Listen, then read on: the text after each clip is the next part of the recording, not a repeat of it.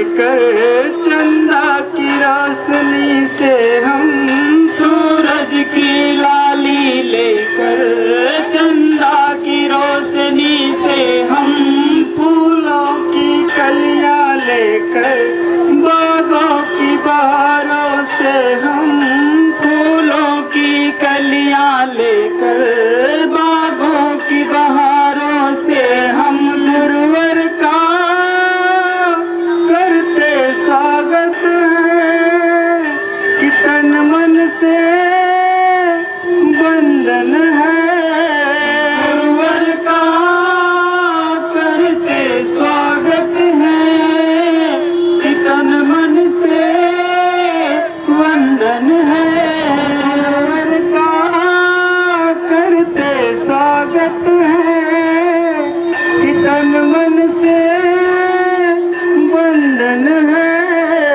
गुरुवर का करते स्वागत है कि तन मन से वंदन है।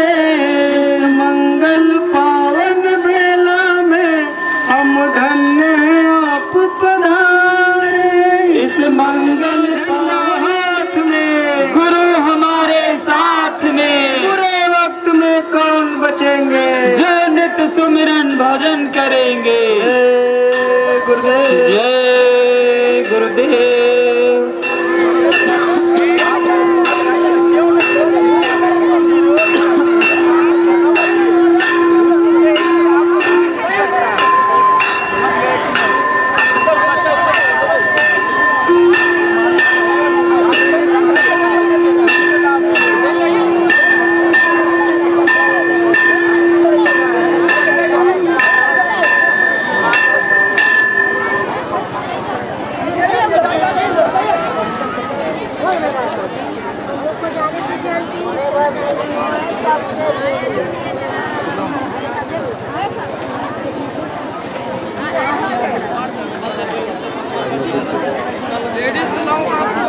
चल जाइए, आप लोग चल जाइए, इधर में खड़ा रहिए, चलिए निकलिए आप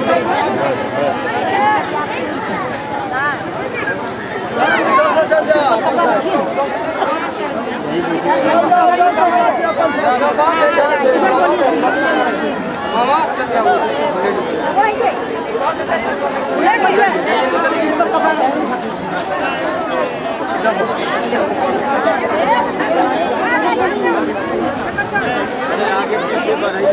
बैठे जाए, अरे ना सही सही करा तो बैठे थोड़ा पीछे हो जाएगा ना, पीछे हो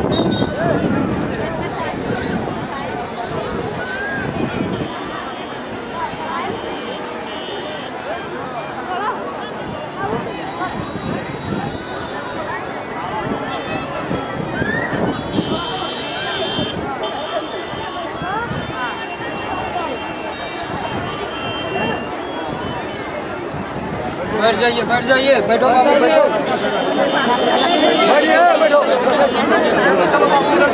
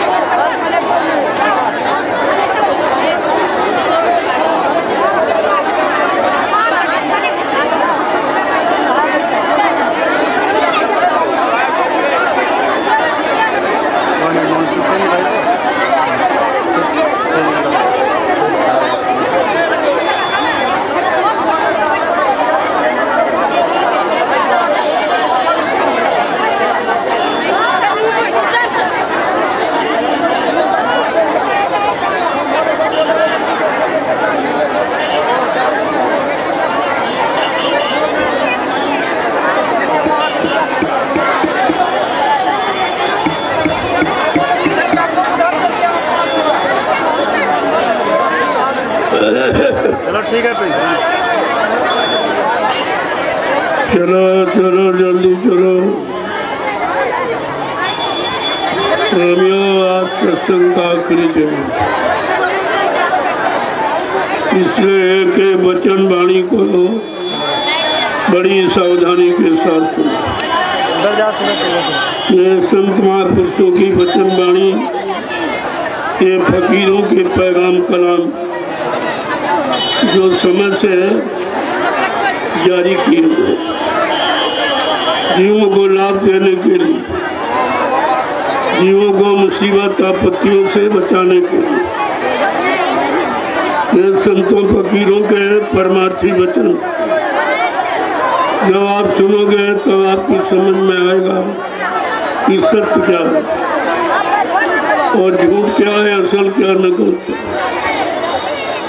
धर्म मजहब क्या है, अधर्म पाप क्या है। ये तभी समझ में आएगा जब संत महात्मा फकीरों के पैगाम कलाम को सुनेंगे, जो उन्होंने से समय से जीवों के लिए फरमान जारी किया कि जीवों को कैसे बचाया जाए, इनको सही सत्य रास्ते पर कैसे खड़ा किया जाए और सच्चिदानंद कैसे दिलाया जाए, इनकी जीवात्मा रूहों को सतलो सचखंड अनामी धाम कैसे पहुंचाया जाए। जब तक आप बच्चों को नहीं सुनोगे आपकी समझ में कुछ नहीं, क्यों ये वचन अभी कलयुग में जारी हुए। इसके पहले संत महात्मा फकीर नहीं आए, न कलयुग में, न सतयुग में, न त्रेता में, न द्वापर। 5,500 वर्ष आपके कलयुग के निकले, इनमें भी संत महात्मा फकीर नहीं आए। अभी लगभग 750 वर्ष पूरे होने जा रहे, तब से ये संत नाम और संत मत, ये दोनों की जानकारी मिली। वैसे कबीर साहब से लेकर इस कलयुग में हजारों संत आए, जिन्होंने समय से जीवों को राहत शांति देने के लिए नाम को जगाया, क्योंकि जगाए नाम से जीवात्मा जगती है, सुनाए पढ़ाए रटाए नाम से नहीं। जब कबीरदास आए तो उन्होंने साहब नाम जगाया, शिवदयाल सिंह महाराज ने राधा स्वामी नाम जगाया, गुरु नानक देव जी महाराज ने वाहे गुरु नाम जगाया और बाबा जय गुरुदेव जी महाराज ने जय गुरुदेव नाम जगाया। ये जगाया नाम, ये जीवात्मा रूहों को जगाता। ये पढ़ने पढ़ाने वाले, सुनने सुनाने वाले नामों से न जीवात्मा रूह कभी जगी न कभी जगेगी। ये जानकारी आपको होनी चाहिए। जब तक ये जानकारी नहीं मिलेगी, आप कितना पूजा पाठ कर डालो, कितना तीर्थ व्रत चले जाओ, कितनी श्रम समय पूंजी खर्च कर दो, लेकिन यहाँ मिलने वाला कुछ नहीं। और ना अगर किसी को मिला है तो बता दे। ये पंडा पुजारी मंदिर की चोटी पर लाउड स्पीकर लगा के कितने दिनों से हल्ला मचा रहे। मुल्ला मौलवी मस्जिद की चोटी पर लाउड स्पीकर लगा के कितने दिनों से हल्ला मचा रहे। पादरी गिरजाघर की चोटी पर लाउड स्पीकर लगा के हल्ला मचा रहा और ग्रंथी गुरुद्वारे की चोटी पर लाउड स्पीकर लगा रहा, लेकिन हल्ला में अल्लाह मिला है। इस हल्ला मचाने में अल्लाह मिला, परमात्मा खुदा गॉड आपको मिला, कोई देवी देवता आपको मिले, क्योंकि जब तक संत महात्मा नहीं मिलेंगे तब तक किसी अच्छी सच्ची चीज का अंत आपको नहीं मिले। अंत माने जानकारी, ये जानकारी आपको नहीं मिली। 3 युग आपके निकल गए, पूजा पाठ तीर्थ व्रत दान हवन जप किया, गंगा स्नान, लेकिन कुछ हुआ, कुछ मिला, किसी के मन का सुधार हुआ, कोई मन में अच्छाई आई, कोई बुराई निकल पाई, ये तो सब तुम्हारा समय बेकार चला। क्योंकि ये जड़ पूजा कभी काम नहीं करती, केवल भाव बनाती, लेकिन बगैर चेतन के भक्ति नहीं होती। भाव बन भी गया, अगर चेतन न मिला तो भक्ति आप किसकी करो।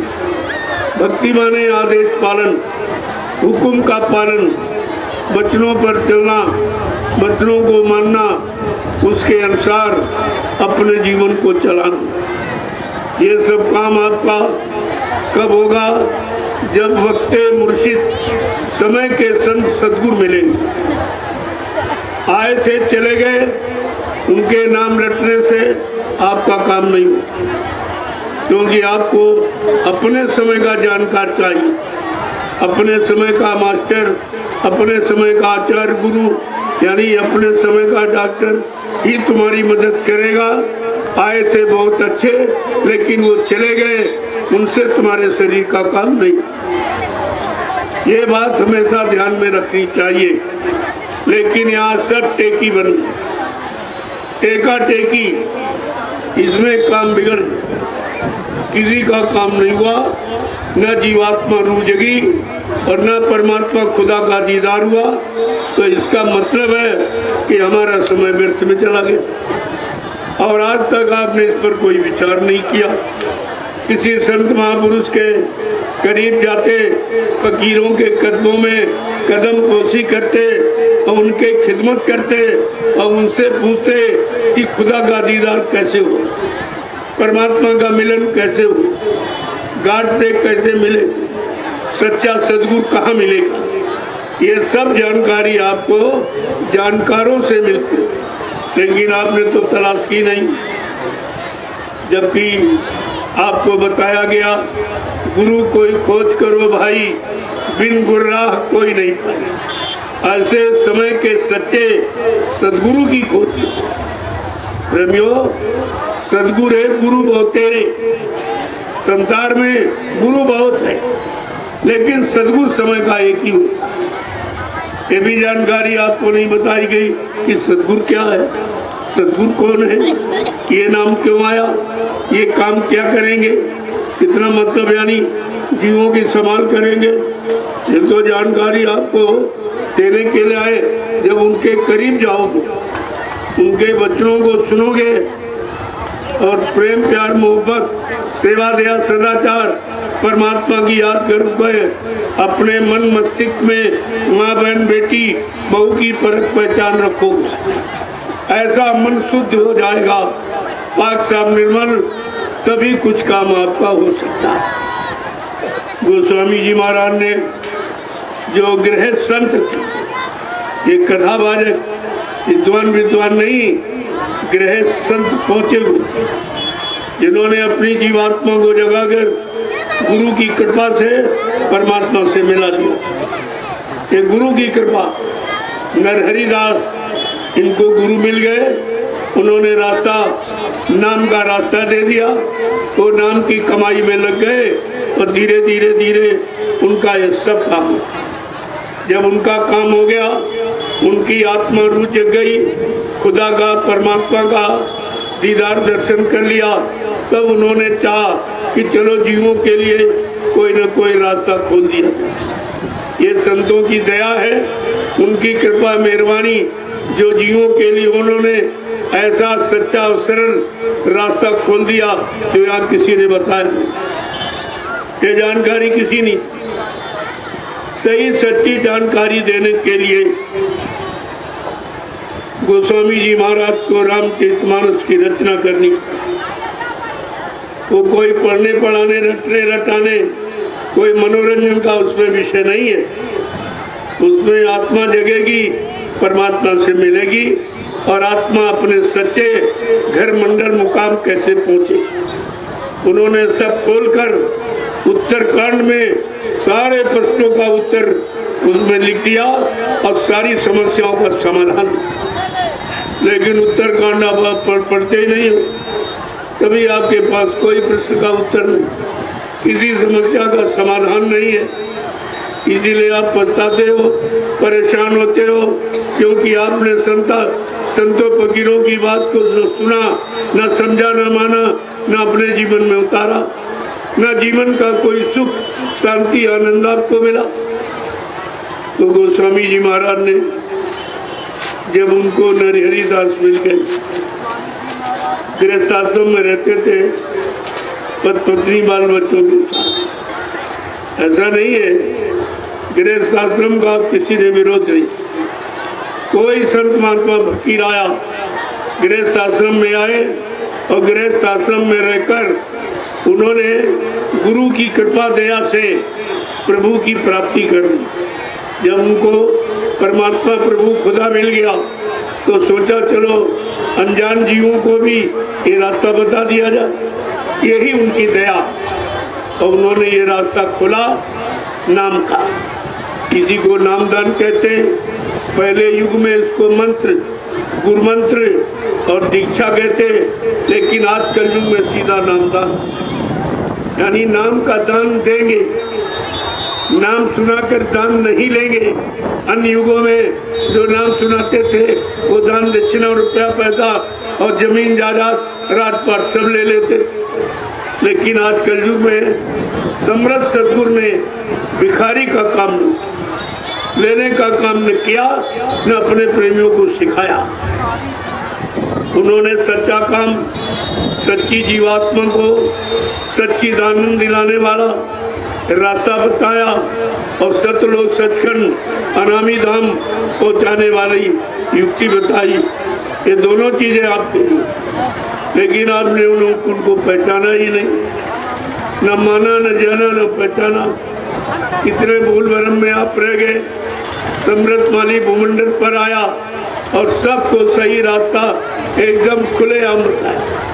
कोई पर्दा नहीं, कोई भोर भ्रम नहीं रखा, कोई जात पाती का मतभेद नहीं रखा, कोई हिंदू मुसलमान का, सिख ईसाई का, ब्राह्मण क्षत्रिय वैश्य दर्जन का, छोटे बड़े गरीब अमीर, पढ़े लिखे का, स्त्री पुरुष का, कोई मतभेद नहीं रखा और सबको समान यानी परमात्मा की प्राप्ति का रास्ता दिया। ये रास्ता किसी युग में नहीं, इसीलिए परमात्मा की प्राप्ति किसी की, जीवात्मा किसी की नहीं जगी। हाँ, अपने अपने लोक में तो बैठे आनंद ले रहे, लेकिन जीवात्मा नहीं जगी और वो लोग घर उनका नहीं छूटा। जैसे ब्रह्मा जी ब्रह्मलोक का सुख आनंद उठा रहे, उनकी जीवात्मा जगी न घर पहुंची। विष्णु भगवान विष्णुलोक का सुख आनंद उठा रहे, उनकी जीवात्मा जगी न घर पहुंची। भगवान शंकर शिवलोक का सुख आनंद उठा रहे, उनकी जीवात्मा जगी न घर पहुंची। भगवान राम साकेत लोक का सुख आनंद उठा रहे, उनकी जीवात्मा जगी न घर पहुंची। भगवान कृष्ण गोलोक का सुख आनंद उठा रहे, उनकी जीवात्मा जगी न घर पहुंची। देवी देवता देवलोक का सुख आनंद उठा रहे, उनकी जीवात्मा जगी न घर पहुंची। क्योंकि जीवात्मा जगाने का अधिकार केवल संत सदगुरु को, सच्चे फकीरों को, चाहे फकीर को चाहे संत को, एक ही बात। तुमने भाषा का झगड़ा खड़ा कर दिया। अरे संत को फकीर को एक ही बात, मुर्शिद को गुरु को एक ही बात, सदगुरु को रहमान को एक ही बात, इसमें कोई नहीं।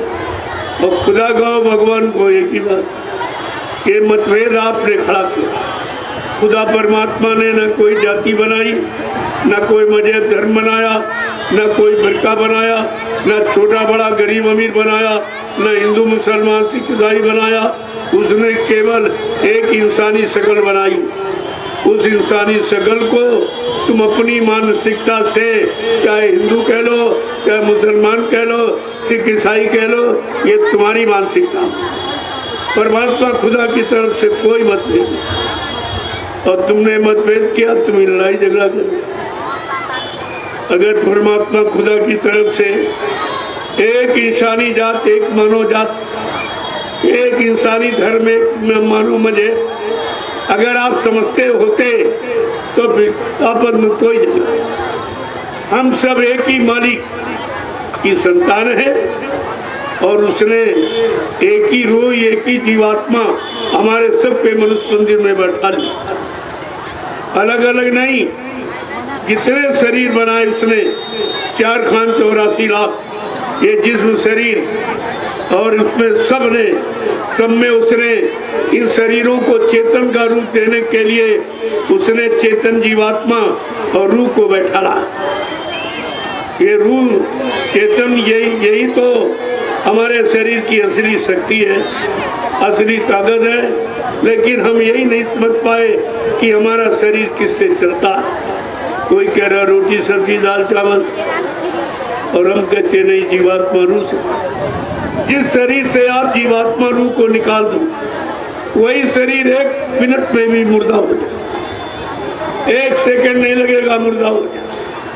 इससे साफ जाहिर है कि हमारा जिस्म, हमारा ये मानव शरीर ये खुदा की रूह और परमात्मा की जीवात्मा के कारण ही चलता है। यही ऊर्जा है, यही शक्ति, यही ताकत है इस जड़ी शरीर को चेतन का रूप देने वाली। लेकिन आपने कभी किसी से सुना नहीं है, किसी ने बताया नहीं, और सब बेचारे इसी जिस्म में फंसे पड़े, रो रहे, चिल्ला रहे। ये बीमारी, ये झगड़ा, ये दुर्घटना, ये अकाल मौत, ये सब क्या है? ये सब अज्ञानता के कारण जो हमने आपने कर्मों के विधान को नहीं जाना, उसे उन्हीं कर्मों की सजा। जो 83,99,999 जिस्म शरीर मानव शरीर को छोड़, क्योंकि परमात्मा खुदा को ये इंसान बहुत प्यारा। गोस्वामी जी महाराज ने रामचरित में इशारा करके कहा है कि भगवान राम ने खुद कहा कि सब मेरे ये सब मम उपजाए, और 3 में आदि के मनुज में भाए। क्या कह रहे हैं? सारा खिलकत, सारा जलसा तमाशा, ये सारी सृष्टि परमात्मा खुदा कह रहा मेरी बनाई। किसी इंसान विज्ञान ने कोई शरीर नहीं बनाया। जब इंसान ने कोई शरीर बनाया नहीं है तो आपको मारने काटने का अधिकार किसने दिया? सबसे बड़ी अज्ञानता और जुर्म पाप आपने यही किया।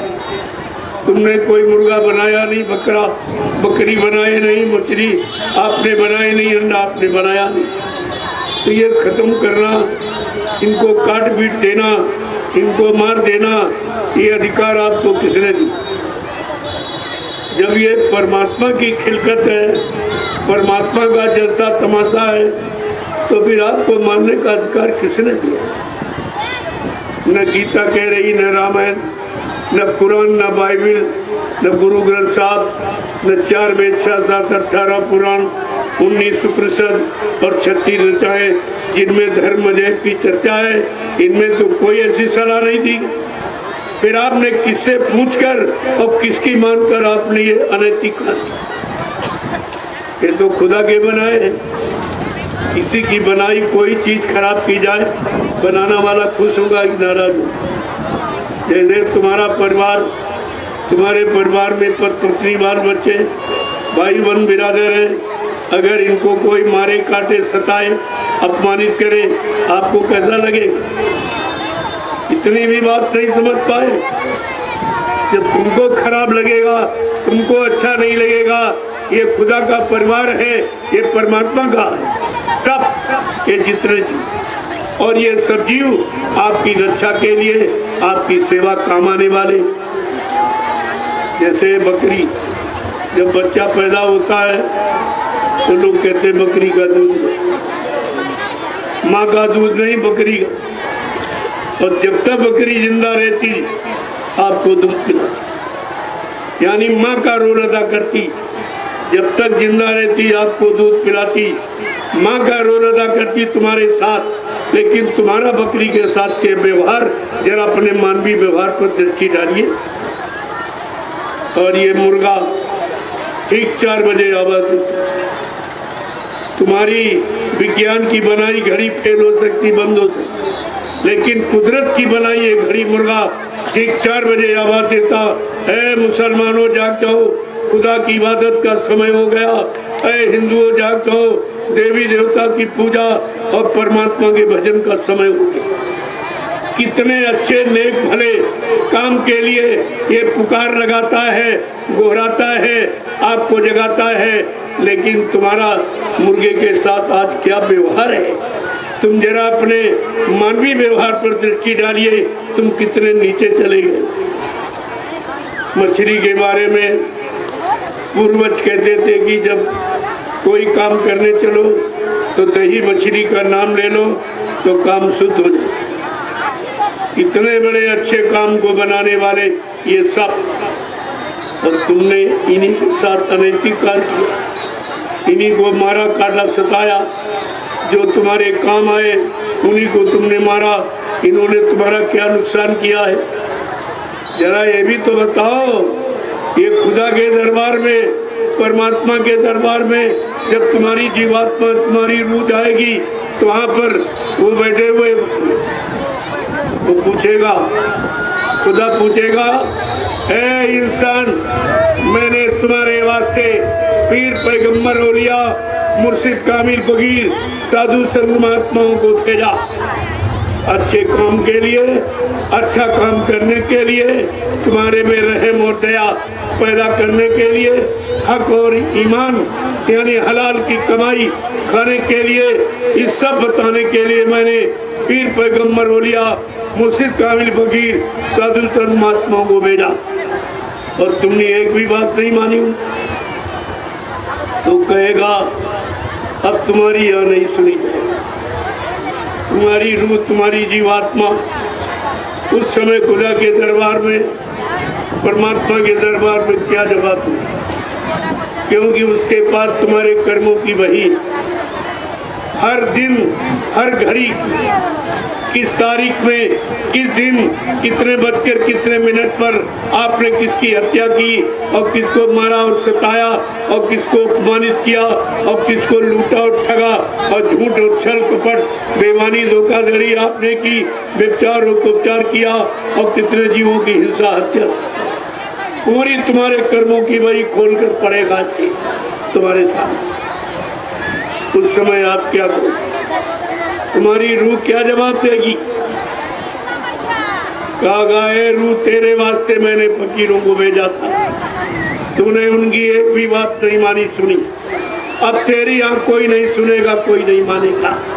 वो फरिश्तों को, जमदूतों को आदेश देता कि ले जाओ उसको इस नर्क के कुंड में, इसको हजारों बरस जलाना, सड़ाना, मारना और काटना, क्योंकि इसने जीवों के साथ ये किया। ये अदला बदला आपको देना पड़ेगा।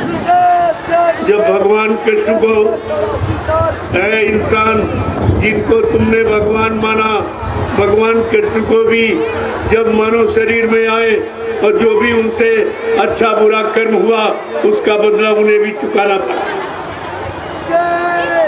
एक बार नदी किनारे बैठे थे भगवान कृष्ण। बहलिये ने दूर से देखा, उनके पैर में काला निशान था। बहलिये ने दूर से देखा, ये तो हिरने की आंख चमक रही, आंख का धोखा समझ करके उसने बाण छोड़ दिया।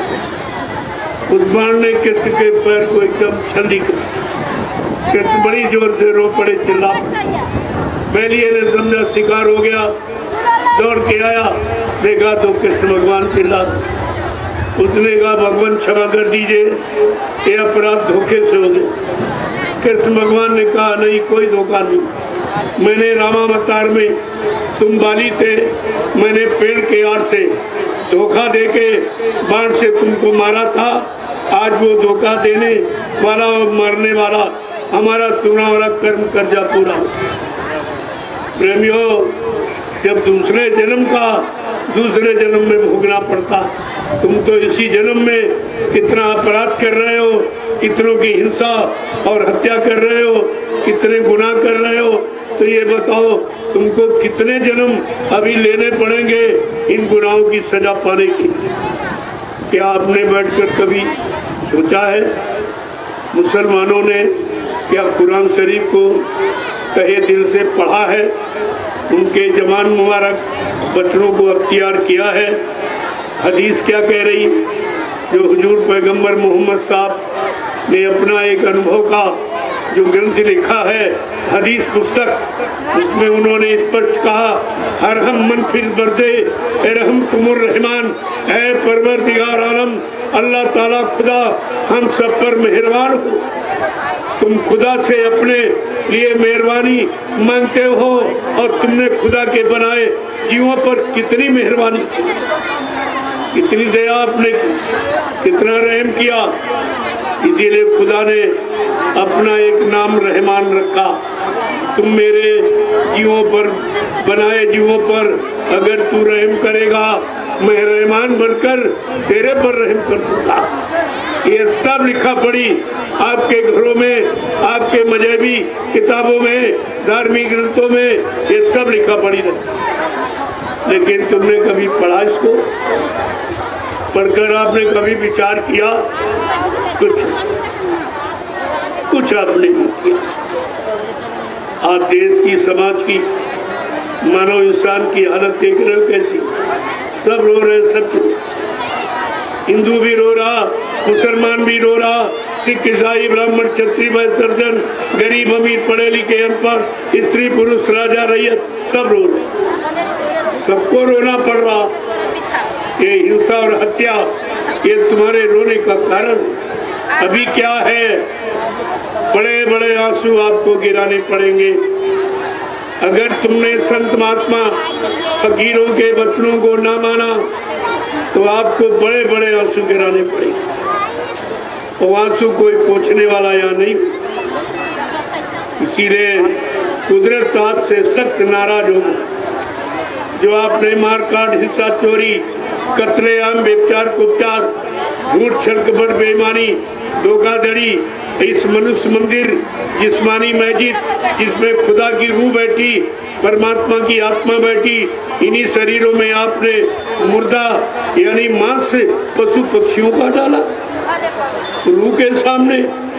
अरे मस्जिद में जाते हो जो ईंट पत्थर की बनी नकली है, असली नहीं है, उसमें भी आप ये गुनाह नहीं करते।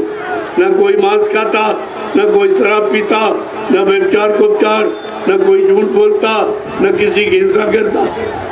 उस ईंट पत्थर वाली मस्जिद मंदिर में भी आप गुनाह नहीं करते। कि तुमने मातों महात्माओं से, फकीरों से अपना रिश्ता तोड़ दिया।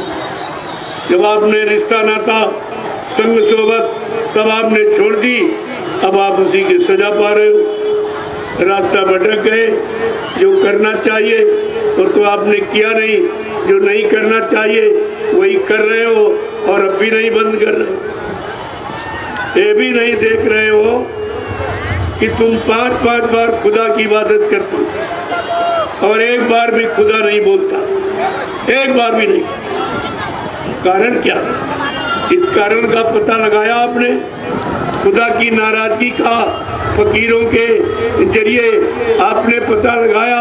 किसी संत महात्मा फकीर के पास आप गए और आपने ये पूछा कि मैं 5-5 बार खुदा की इबादत करता हूँ, लेकिन खुदा एक बार भी नहीं बोलता, एक बार भी दर्शन दीदार नहीं देता, एक बार भी कोई आशीर्वाद वरदान नहीं देता। कभी आपने पूछा? फकीरों के पास गए, कदम पोशी की, खिदमत सेवा आपने की? कुछ नहीं। और चिल्लाते रहते, धीरे धीरे धीरे चिल्लाते चिल्लाते चिल्लाने की आदत बन गई और इसी आदत को ये इबादत कहने लगे। ये बेचारे इसी इबादत को इबादत कहते, इनको होश ही नहीं है, ये तो बेहोशी में है। अरे मुसलमान का मतलब समझते हो? मुसलमान का कोई कौम, कौमियत, कोई जात पाती का नाम नहीं है। मुसल्लम, ईमान, रहमान, जिसमें पक्का रहम और ईमान, वो है मुसलमान। आपने रहम खो दिया। खुदा के बनाए लाखों जीवों को मार काट कर ही तुम कब्रिस्तान जाओगे, इसके पहले नहीं जाओगे। रहम तो आपने खो दी। अब जब उनका मुर्दा गंदा मांस इसी जिस्मानी मस्जिद में रूह बैठी उसके सामने रखने लगे, तो तुम्हारा ईमान, धर्म ये सब चला गया। जब रहम और ईमान तुम्हारे में है नहीं, तो तुम किस मुख से अपने आप को मुसलमान कहते? ईमान रहमान वो है मुसलमान, लेकिन वो भी आपने नहीं। अरे फकीरों के कदमों में जाते, उनसे पूछते कि मुसलमान का मतलब क्या, हिंदू का मतलब क्या, ये सब क्यों रखा गया, ये मजहब क्यों बनाए गए, ये मत मतांतर फिरके, ये धर्म और सब क्यों बनाए गए, ये जातियाँ कौम कौमियत ये क्यों बनाई गई, तो आपको सब बताते हैं। और तुमने तो न पूछा है और न तुम्हें मालूम, तुमको मालूम भी नहीं। जब अरे कोई बात नहीं मालूम होती तो जानकारों की तलाश करके हम उससे पूछते हैं कि भाई हमारे पास ये जानकारी नहीं है, कृपा करके आप जानकारी दे दीजिए। लेकिन तुमने तो ऐसा कोई कहा ना, हिंदुओं ने, मुसलमान किसी ने नहीं। मैं तो सब की बात कहता हूँ, संपूर्ण मानव जाति की बात कहता हूँ। ये काम कोई नहीं करता, ना महात्माओं को, ना फकीरों को, ना तुम पहचानते हो, ना जानते हो, ना उनके बारे में तुम्हें कोई जानकारी है, वो क्यों आए, किस काम के लिए आए, ये तो जानकारी आपको लेनी चाहिए। तो मैं आज आपको, कल मैंने कहा था कि कुछ मुसलमान भाइयों के लिए कुछ कहूँ, वैसे मैंने सबके लिए कहा, लेकिन तुम्हारे अंदर कोई जात पाति का, कोई भाषा हिंदी उर्दू का जो शंका संदेह बोल ब्रह्म जो गंदगी बैठी है, चलो मैं उसी को निकाल देता हूँ। तुम्हारी उर्दू भाषा में कह दो, क्या उर्दू हिंदी भाषा में परमात्मा खुदा बना है? क्या इसके पाबंदी में है वो? क्या उर्दू कहने से खुदा मिल जाएगा या हिंदी पढ़ने से परमात्मा मिल जाएगा? अरे वो आशा भाषा से बिल्कुल अलग, वो मजहब धर्म फिरकों से बिल्कुल अलग, वो जात पाति, वो छोटे बड़े और गरीब अमीर और पढ़े लिखे अनपढ़ और हिंदू मुसलमान और स्त्री पुरुष, इन सब मजहबों से अलग है, वो बिल्कुल अलग बैठा हुआ। गोस्वामी जी महाराज ने एक इशारा किया है कि परमात्मा खुदा को कौन पाता है। जरा उत्तरकांड को पढ़ना जाके घर में, तो तुम्हारी आंख और कान खुल जाएंगे सब जो बंद पड़े। क्या उन्होंने लिखा, क्या जीवों के लिए संदेश दिया है कि निर्मल मन इज्जन सो मोही पावे और मोहे छल छिद्र कपट नहीं भावे। भगवान ने क्या कहा, मुझे न हिंदू पाएगा, न मुसलमान, न सिख ईसाई पाएगा, न मंदिर बनाने वाला, न मस्जिद बनाने वाला, न गिरजाघर गुरुद्वारा बनाने वाला, न गंगा नहाने वाला, न जमुना, न गीता रामायण भागवत पुराण बाइबल पढ़ने वाला। मुझे पाएगा जिसका मन निर्मल पाक साफ पवित्र। निर्मल मन जन सो मोहि पावे और मोह छल छिद्र कपट नहीं भावे। कितना साफ साफ लिखा, ये तो आपने पढ़ा नहीं न किया, और सारा समय गंवा दिया पूजा पाठ और मिला कुछ। जिसकी पूजा की वो आज तक नहीं मिलती, तो मिला है तो इतने लोग बैठे, कोई बता दे। इतने लोग हिंदू मुसलमान सभी मजहब धर्मों को लोग आए हो, अब सब लोग बैठे हो, बता दीजिए तुम्हें खुदा मिला मस्जिद में या मंदिर में, तुम्हें परमात्मा मिला या गिरजाघर में तुम्हें गार्ड मिला या गुरुद्वारे में सच्चा सदगुरु मिला? अरे यहाँ नहीं मिलती। वो तो जिन्होंने पाया वो पाने वाले मिलेंगे तो मिला देंगे।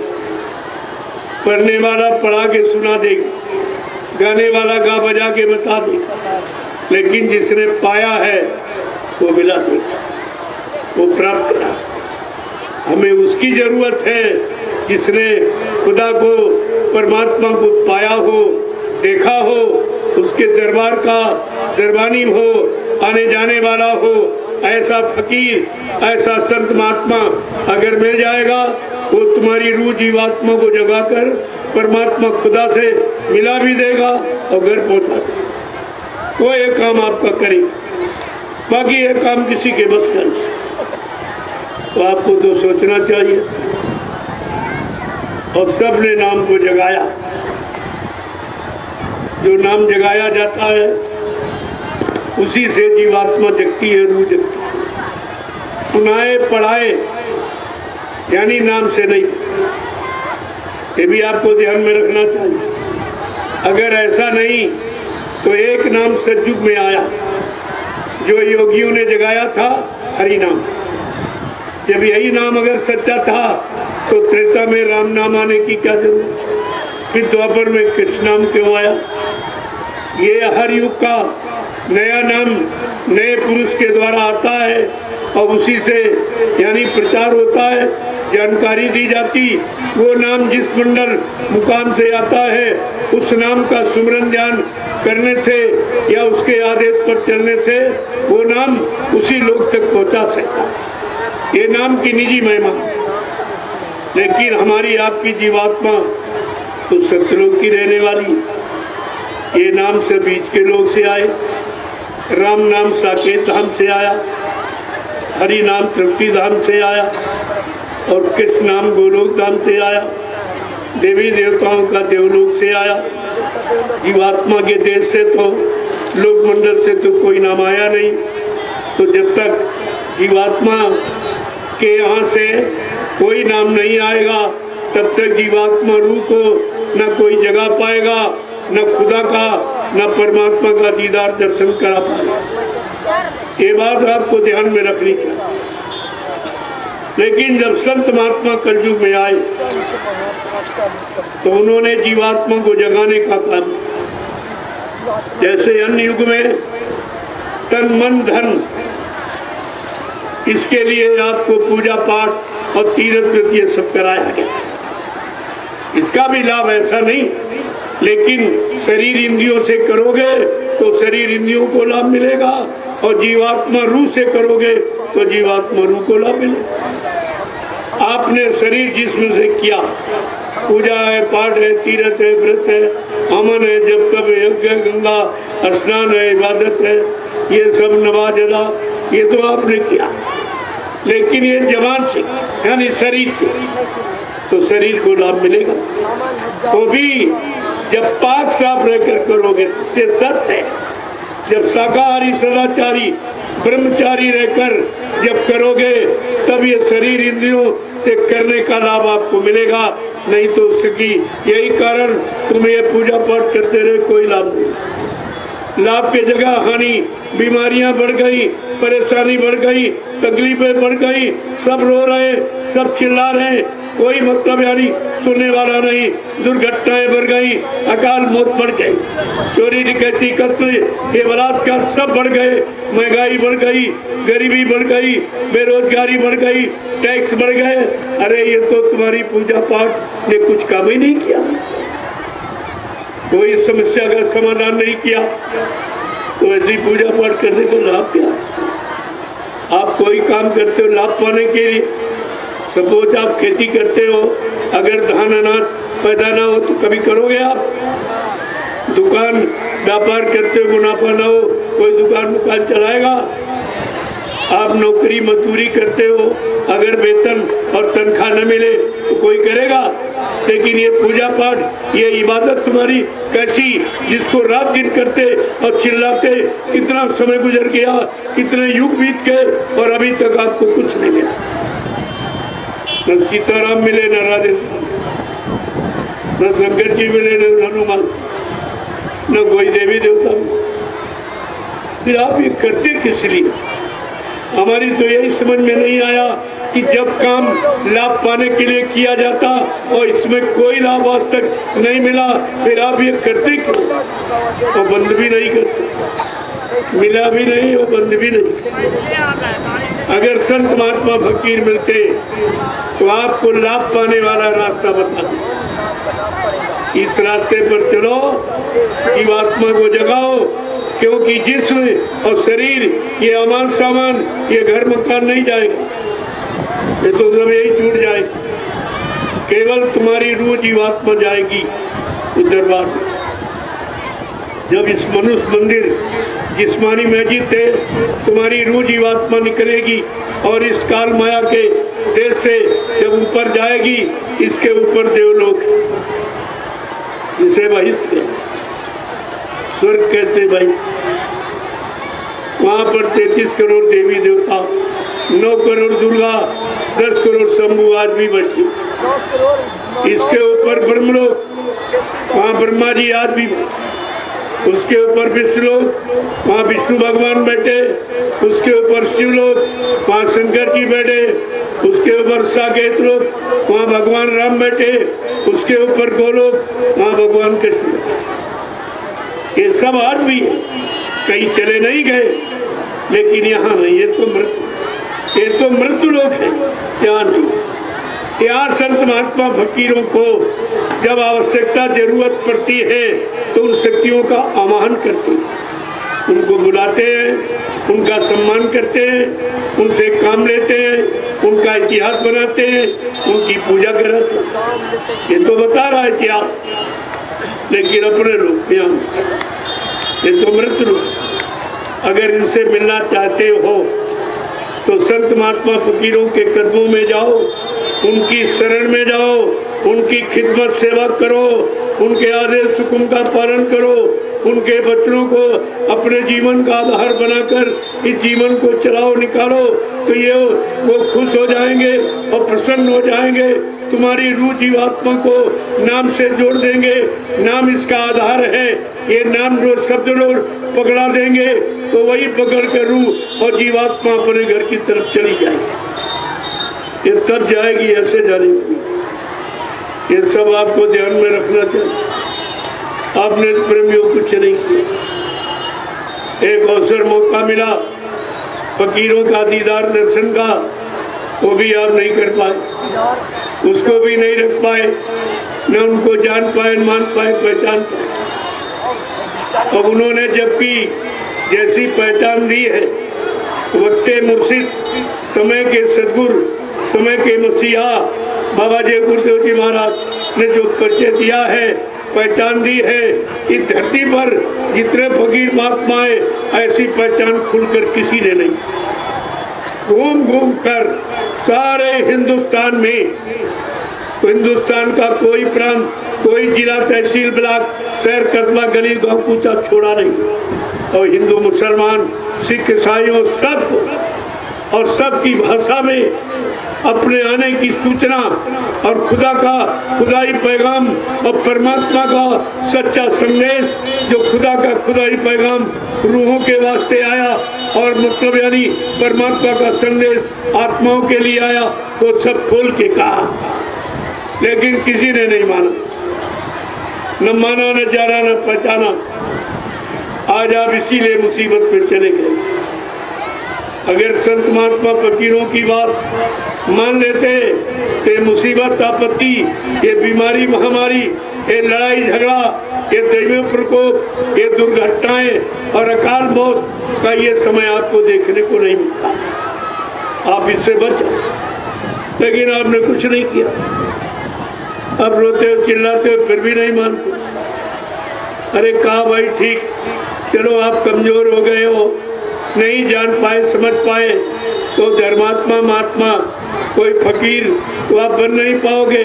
चलो आप शाकाहारी बन जाओ,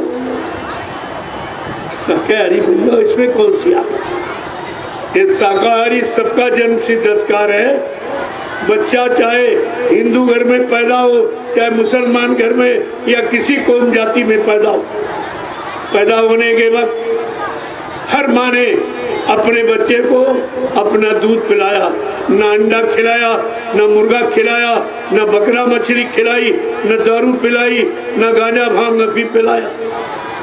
ये तो किसी ने नहीं खिलाया पिलाया। ऐ हिंदू, मुसलमान, सिख, ईसाइयों, हमारा आपका ये जन्म सिद्ध अधिकार है शाकाहार, सदाचार और ब्रह्मचार्य। ये हमारा जन्म सिद्ध अधिकार है। बच्चा ये 3 गुणों को लेके पैदा होता, शाकाहारी और सदाचारी और ब्रह्मचारी। और 3 गुणों में से आपने पहले गुण नहीं रखा कि आप शाकाहारी नहीं रह पाए, तो सदाचारी ब्रह्मचारी बनने का सवाल ही नहीं है। तो तुम मुसीबत आपत्ति में ये पड़े रहोगे, कभी सुख शांति का दर्शन नहीं करोगे। ये तुम्हारे पास नहीं है, क्योंकि तुम्हारी शांति अब गंदे खान पान के कारण, गंदे भाव विचार, गंदे कर्मों के कारण भ्रांति और अशांति और क्रांति में फंस गई तुम्हारी शांति। और तुम सुबह शाम तक दौड़ते हो, खेती दुकान दफ्तर बिजली व्यापार मजदूरी करते हो, किसके लिए? कहते सुख शांति पाने की, सुख शांति पाने के लिए करते हो। अगर मैं पूछूं क्या सुख शांति आपको मिली? आपको सुख शांति मिली?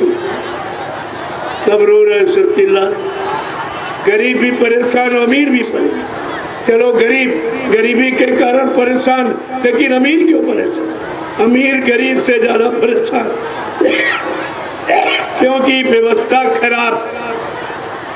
अमीर सोच रहा कहीं रात में मेरी चोरी न हो जाए, कहीं डकैती न पड़ जाए, कहीं मेरा कत्ल न हो जाए, कहीं मेरा अपहरण न हो जाए। अमीर तो सबसे ज्यादा परेशान, दिन की रोटी ना, रात की नींद हराम हो गई। इतना खराब समय आ गया। अब बताइए इस समय को आप कैसे निकालें? फकीर महात्माओं ने इशारा करके कहा है कि आज देश में धर्म की नैया कैसी डगमग डोल रही, माँ बहनों की लाज लुट रही, ये भारत माँ है रोए रही। कैसी स्थिति? ये झूठा जय जयकार, भारत माता की जय हो, भारत माता। ये जो हिंसाएं हत्या इसी भारत माता को, ये अत्याचार अनाचार व्यभिचार इसी पर। महंगाई गरीबी बेरोजगारी की स्थिति को देखकर संत महात्मा फकीरों को कहना पड़ा कि आज देश में धर्म की नैया कैसी डगमग डोल रही, माँ बहनों की इलाज लुट रही, भारत माँ है रोए रही। ये रो रही। प्रेमियों, एक नारी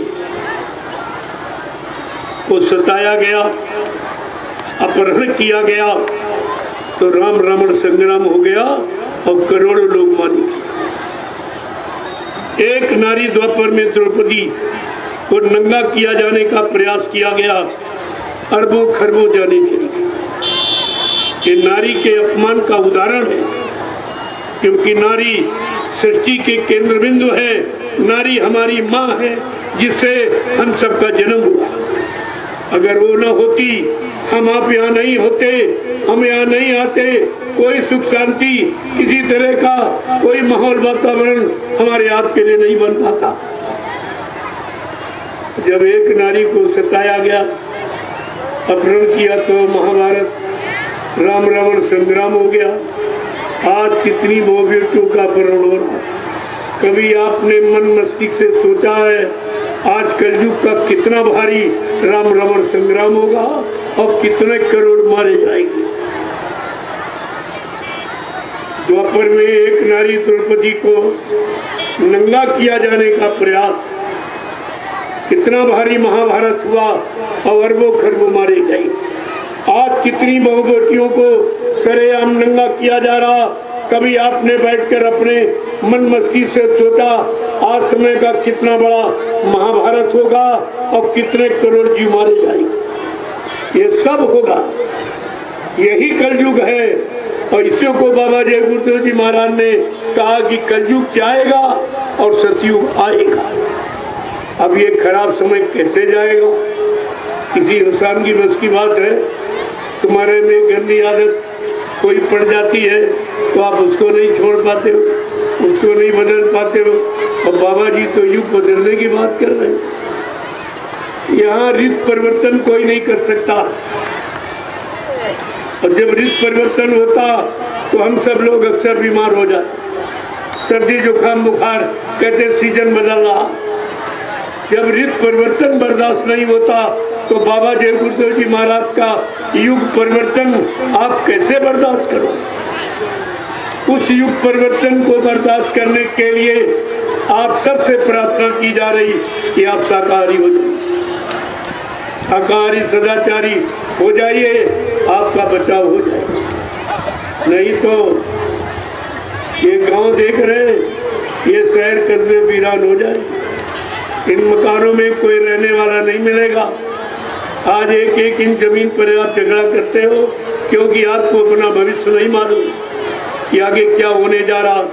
तुम्हारे बद और बुरे कामों का कितना बड़ा खामियाजा भोगने का ये नतीजा बनने जा रहा, इस पर तो आप कभी गौर ही नहीं करते। तुम समझते हो सब ठीक, कोई नहीं देख रहा। अरे देखने वाली रूह तुम्हारे मनुष्य शरीर के अंदर बैठी जो खुदा की है, देखने वाली आत्मा जो तुम्हारे शरीर में बैठी जो परमात्मा की, वो तो देखने वाली तुम्हारे अंदर थी। वो सब देख रही और सब नोट कर रही। बाबा जय गुरुदेव जी महाराज ने एक इशारा किया कि बच्चा तुम्हारे पीछे कुदरत ने एक कैमरा लगा दिया। कैमरा, जब इंसान के बनाए कैमरे से आपको डर लगता है कि सामने जाएंगे तो हमारी सच्चाई खोल देगा, लेकिन भगवान खुदा के बनाए कैमरे से डर है आपको? ये रूह जीवात्मा कैमरा है जो तुम्हारे अंदर बैठी तुम्हारे सारे दिन रात के कर्मों को देख रही, कितना अच्छा कितना बुरा, कितना बद किया कितना नेक किया, किसको मारा किसको काटा, किसको सताया किसको अपमानित किया, किससे व्यभिचार कुपचार किया, किससे झूठ छलकपट बेईमानी की, किसको धोखाधड़ी, यानी ये सब आपने किया। ये सब नोट हो रहा। आप ये मत समझो कि कोई लिखने वाला नहीं है, वो लिखने वाला तुम्हारे अंदर बैठा, वो एक एक पल घड़ी मिनट की सारी घटना तुम्हारी नोट कर दी। जब वही बनेगी, अरे तभी तो जजमेंट होगा, बगैर वही के जजमेंट तो होता नहीं। वो वही बनी रखी है। जिस दिन तुम्हारी जीवात्मा का समय इस मनुष्य शरीर से रहने का खत्म हो जाएगा और मतलब यानी वो फरिश्ते आएंगे और जमदूत तुम्हारी रूह को जीवात्मा को तुम्हारे सीने पे लात रखकर जबरदस्ती मार मार पीट पीट करके निकालेंगे। देखता कि जब जीवात्मा निकलने का वक्त होता तो उसके आंसू निकल, उस व्यक्ति के आंख से आंसू निकल, कभी तो डट्टी पेशाब भी हो जाता। ये मार पड़ रही है पूरे कर्मों की। वो जमदूत कहते चल, तूने वादा किया था जब माँ के गर्भ में थी तो तुमने कहा था कि अब प्रभु कृपा करो यही भांति और सब तज भजन करब दिन राती। तूने ये वादा किया था कि हमको नरक कुंड से बाहर करो, हम प्रभु का भजन करेंगे। आज प्रभु नाम तुम्हारे सामने आ गया। वादा कब किया? कि जब प्रभु आएगा वो तुम्हारी फरियाद को सुनेगा, वो तुम्हारे पाप कर्मों की माफी दिलाएगा, वो तुमको जगाएगा और जगा करके तुम्हारे घर पहुंचाएगा। ये प्रभु नाम से प्रार्थना आपने रामचरितमानस को पढ़िए, सारी शंकाओं का समाधान हो जाएगा। अब प्रभु कृपा करो यही भांति और सब तज भजन करब दिन राती। हे प्रभु हमारे पर कृपा दया मेहरबानी करो। मैं जैसे इन नरक कुंड से बाहर गर्भ के बाहर आ जाऊंगी तो दिन रात तुम्हारा भजन करूं। आपने पूजा इबादत का तो अदा नहीं किया। फकीर महात्मा कह रहे भजन का वादा, सच्ची इबादत का वादा किया, वो तो आपने कुछ किया नहीं। ये तो आपके घर में लिखा पड़ी है, इसको तो आप झूठ नहीं कह सकते। ये सब तुम्हारे घरों में लिखा पड़ी है, लेकिन तुमने ना उसको माना ना इनको माना। जो समय के सदगुरु आए इनको भी आपने नहीं माना, नहीं पहचाना। जो तुम्हारे लिए आए, तुम्हारी जीवात्मा रूह को जगाने के लिए आए, परमात्मा खुदा से मिलाने आए, तुम्हारे अनंत जन्मों के पापों को यानी खत्म करने के लिए परमार्थी सेवा कराकर ये सब काम करने आए। क्या आपने पहचाना मुझे? कुछ नहीं पहचाना। इसलिए महात्मा फकीरों को कहना पड़ा। आज देश की सामाजिक, पारिवारिक और व्यवहारिक स्थिति को देखकर क्या कह रहे हैं? आज देश में धर्म की नैया कैसी डगमग डोल रही, माँ बहनों की लाज लुट रही, और भारत माँ है रोए रही। वेद पुराण भागवत गीता इनकी बात कोई नहीं सुनता। गंगा यमुना सरस्वती अब पापों से अकुलाए रही, माँ बहनों की लाज लुट रही, और भारत माँ है रोए रही।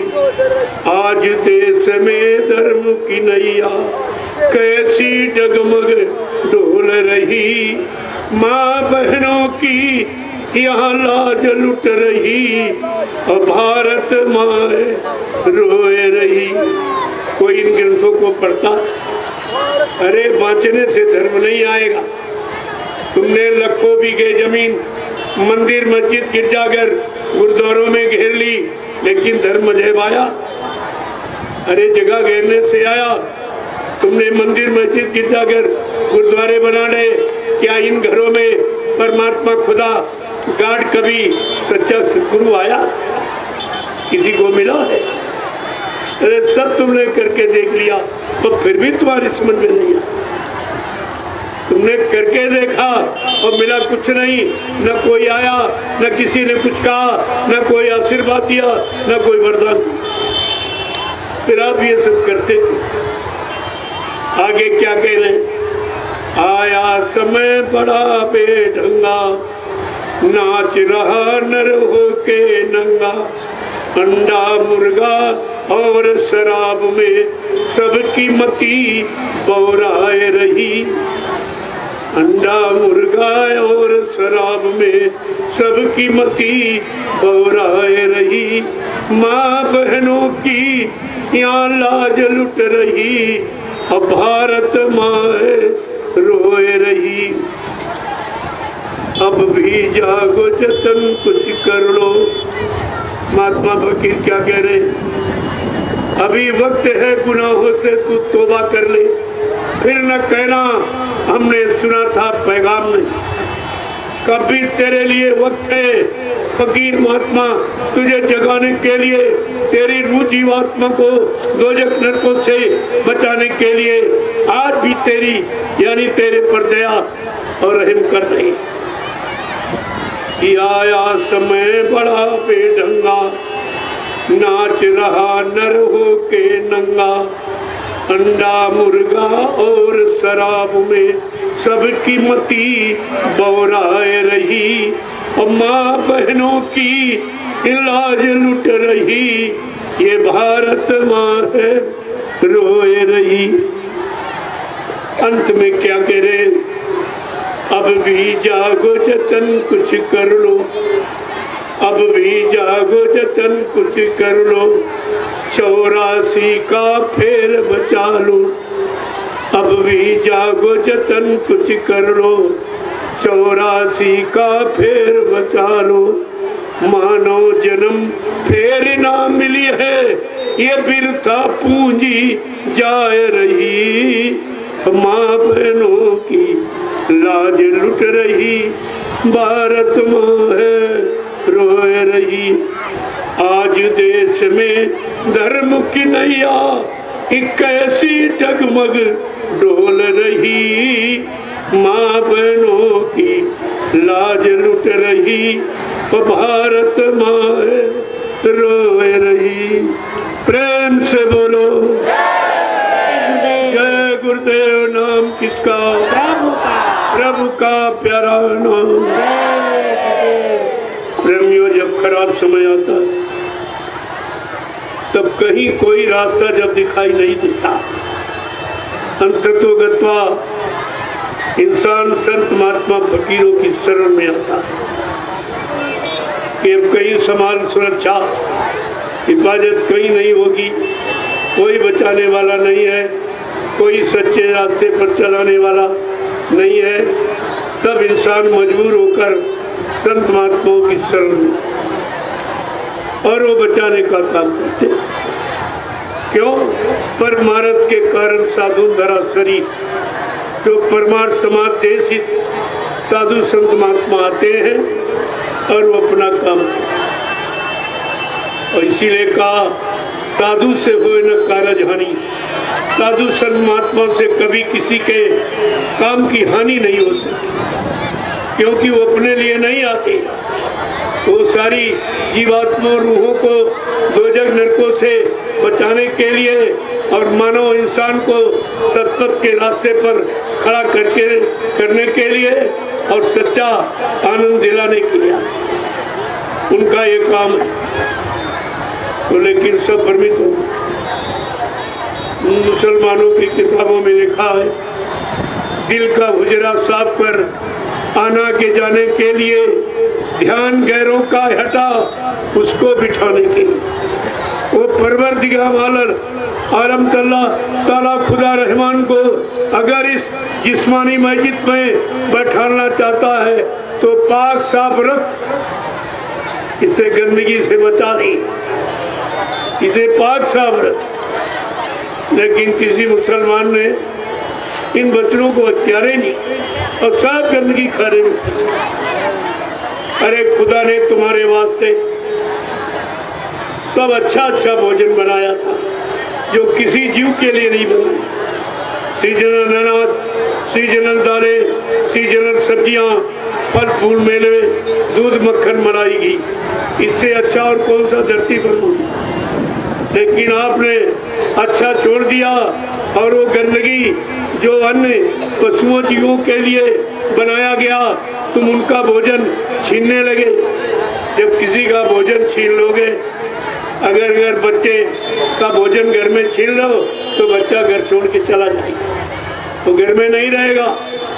आपने जब मुर्दा मांस खाना शुरू किया, ये कौवा कुत्ता और गीद का भोजन आपने छीन लिया तो गीद पलायन कर गई। अब गीद कहीं दिखाई दे रहा है आप?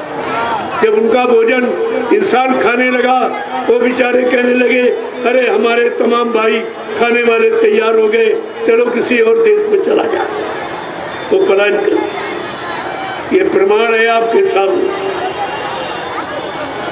इसलिए फकीरों ने, मोहम्मद साहब ने तो स्पष्ट कहा, ऐ मुसल्लम ईमान रहमान मानो, ये पाक साफ जिसमें कि खुदा की इबादत के लिए मिला, अगर तूने एक कतरा मांस का डाल दिया तो खुदा से जुदा हो जाएगा, और एक बूंद अगर शराब की डाल दी तो मजेद से काफी। क्या मुसलमान भाइयों ने मोहम्मद साहब के जवान मुबारक अल्फाज बच्चों को सुना है, माना है, अपने जीवन में अख्तियार की लागू किया? कब?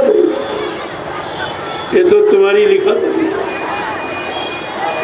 इसलिए फकीरों ने समझाने के लिए क्या कहा कि है खुदा खुद में खुदी और खुद खुदा से दूर है, और जिसमें जितने देखता सब में खुदा का नूर है।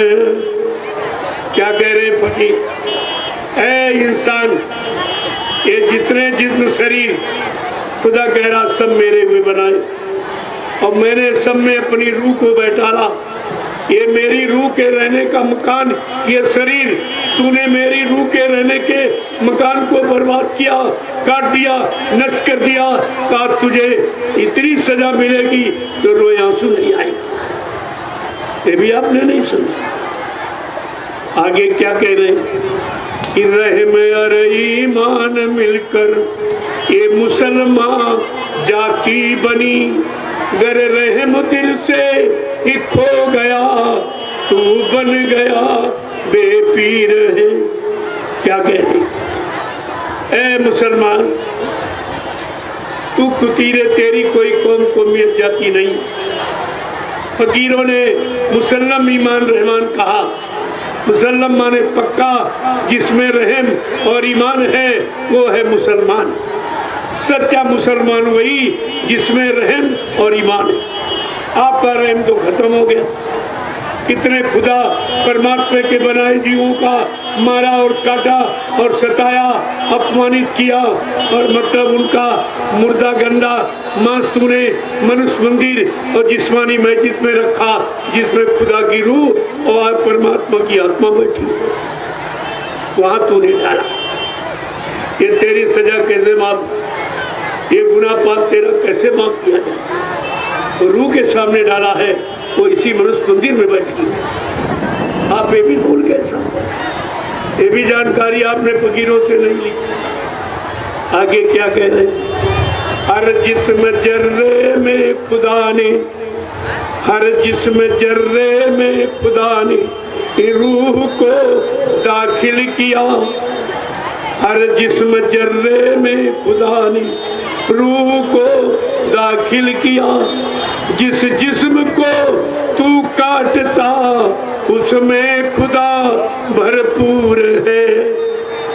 जो शरीर आप काट रहे हो, चाहे मुर्गे का, बकरे का, मछली का, इन सब में खुदा की रूह बैठी है। इस सब में परमात्मा की आत्मा बैठी हुई है। आप उसको काट रहे हो जिसमें खुदा की रूह, तो क्या खुदा तुमसे खुश होगा? अरे किसी की बनाई व्यवस्था, किसी का बनाया घर अगर आप बिगाड़ोगे तो क्या वो आदमी खुश होगा? इतनी छोटी बात आप नहीं सोची। आगे क्या कह रहे? करता गुनाह गुनहगार बनकर अंत तो जख जाएगा। करता गुनहगार बनकर अंत तो जख जाएगा। दरबार हो गए कि जब खुदा के, और तब तू क्या बतलाएगा? आया इंसान, जिस शरीर के स्वाद के लिए तूने मेरे बनाए हजारों जीवों का कत्ल किया, एक दिन ये शरीर भी यहीं जला दिया जाएगा, गड्ढा खोद के गाड़ दिया जाएगा। ये भी साथ नहीं जाएगा तेरे। और जिस जवान के स्वाद के लिए तूने ये सब किया, ये जवान भी यहीं पर गड्ढा खोद के गाड़ दी जाएगी या अग्नि में जला दी जाएगी। ये भी तेरे साथ नहीं जाएगी और गुनाह की सजा तेरे को मिलेगी। ये भी आपने नहीं पूछा फकीरों से कि हम ये कर क्या रहे हैं, किसके लिए कर रहे हैं? वो साथ नहीं देगा, वो साथ शरीर नहीं जाएगा, जवान नहीं जाएगी जिसके लिए आपने ये सब किया। आगे क्या कह रहे हैं कि शुक्र कर ले उस खुदा का, शुक्र कर ले उस खुदा का, और जिसमें जिसने ये दिया, अब पाक रख इस जिस्म को, सबने इसे सिजदा किया। क्या फकीर समझा के कह रहे? अरे शुक्र गुजार कर उस खुदा का जिसने तुझे अब की बार ये अनमोल जिस्मानी मस्जिद और मनुष्य मंदिर दे दिया। किसके लिए? खुदा की इबादत के लिए, परमात्मा के भजन के। तो तू ये क्या कर रहा? उस खुदा का शुक्र गुजार कर, शुक्र कर ले उस खुदा का, और जिसमें जिसने ये दिया, और पाक रख इस जिस्म को, सबने इसे सिजदा किया। फकीरों ने, पीर पैगंबर औलियों ने, मुरीदों ने इसको पाक साफ पवित्र रखा। उनको लोग सीधा प्रणाम करते, सलाम करते, क्योंकि उन्होंने इस खुदा के दिए जिस्म को पाक साफ निर्मल पवित्र, कोई गंदगी नहीं डाली, जाने नहीं दी, इसलिए उनको लोग सलाम करते हैं, प्रणाम करते हैं। इसके लिए मेरा शुक्र कर ले उस खुदा का, और जिस्म जिसने ये दिया, अब पाक रख इस जिस्म को, सबने इसे सिजदा किया। स्वाद के फिरके में फंस कर, कहाँ पर गिर गया तू?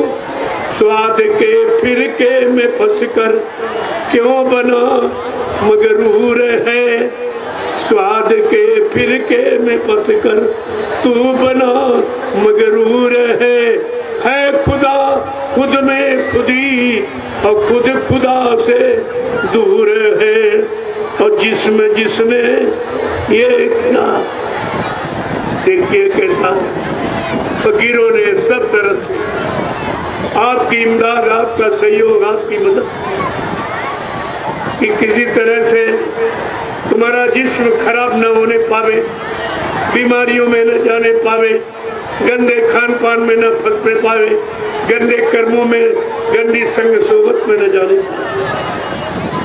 और इसके बाद तुम्हारी रूह को खुदा से मिलने का सच्चा खुदाई पैगाम नाम की बख्शीश दी और जिस नाम को पकड़कर ये रूहें जीवात्माएं खुदा परमात्मा का दीदार करती वो भी आपको दी, लेकिन आपने उनकी एक भी बात नहीं। तो आज परिणाम इसीलिए खराब है। खराबी का और कोई कारण नहीं, ये खराबी का कारण केवल हमारी आपकी नासमझी, हमारी आपकी अज्ञानता, फकीर संत महात्माओं की कदर न करना, उनकी शरण में न जाना और न उनको मानना, उनके बच्चों को जीवन में न लागू करना, इस कारण ये सब हुआ और आपको इस पर विचार करना चाहिए। संत महात्मा फकीर किस लिए आते हैं तो साफ साफ शब्दों में कहा है, आए हैं लेके पैगाम खुदा का ये, इन फकीरों को कोई पहचाना नहीं। तुम हिंदू मुसलमान जात पात के चक्कर में रहे और तुमने पहचानी नहीं। अरे डॉक्टर की कोई जाति होती कि हिंदू होगा कि मुसलमान होगा तो दवा लेगी।